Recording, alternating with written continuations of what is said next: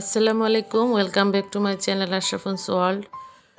বাড়িতে মাছের চপ বানিয়ে সবাইকে তাক লাগিয়ে দিতে পারেন, বুঝতেই পারবে না কেউ এটা মাছের তৈরি। সবসময় মাংস দিয়ে কাবাব তৈরি করতে হবে কেন? মাছ দিয়েও তৈরি করা যায়। এই রুই মাছের রেসিপিটি যেভাবেই তৈরি করেন না কেন, যারা মাছ পছন্দ করে তাদের কাছে অত্যন্ত ফেভারিট হবে। দেখতে পাচ্ছেন খুব সুন্দর হয়েছে। এই সুস্বাদু চপগুলি আপনি বাসায় ট্রাই করতে পারেন।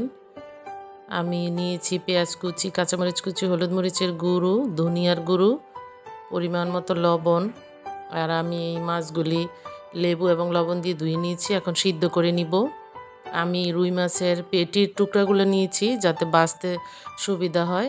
কাটা বাছার ঝামেলা যারা পছন্দ করেন না তাদের জন্য এটা একটি স্পেশাল আইটেম হতে পারে। এই যে সিদ্ধ করার পরে আমি কাটা বেছে নিয়েছি আর সবগুলো মশলার সাথে এগুলো মেখে নিব। এলাচ দারচিনির গুঁড়ো অবশ্যই দিতে হবে। আর আমি দিচ্ছি 2 চামচ পরিমাণ কর্নফ্লাওয়ার দিলে বাইন্ডিং করতে সুবিধা হবে। আর আমি দিব এগুলোর সাথে লেবু এবং ডিম দিয়েছি। এখন সবগুলো উপকরণ একসাথে মেখে চপের আকারে তৈরি করে নিব। এখন অ্যাড করছি তেল।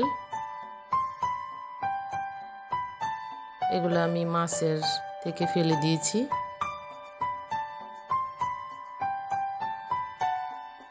কেউ বুঝতেই পারবে না এগুলো মাছ দিয়ে তৈরি করা হয়েছে।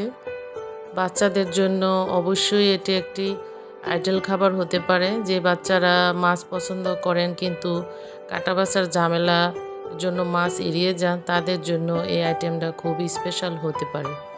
বাসায় এগুলো ট্রাই করে দেখতে পারেন। এই যে আমার রুই মাছের চপ তৈরি। এগুলা ফ্রিজে সংরক্ষণ করতে পারেন 1 মাস পর্যন্ত। সহজ পদ্ধতিতে ফিশের চপ করে দেখালাম, দারুণ একটা জিনিস শেয়ার করলাম। এবার তৈরি করে খেয়ে আমাকে জানাবেন অবশ্যই।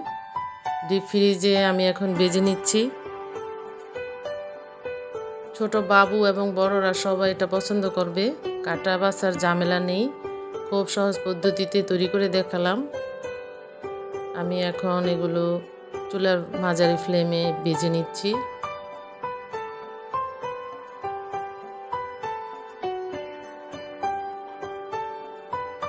ভালো থাকবেন।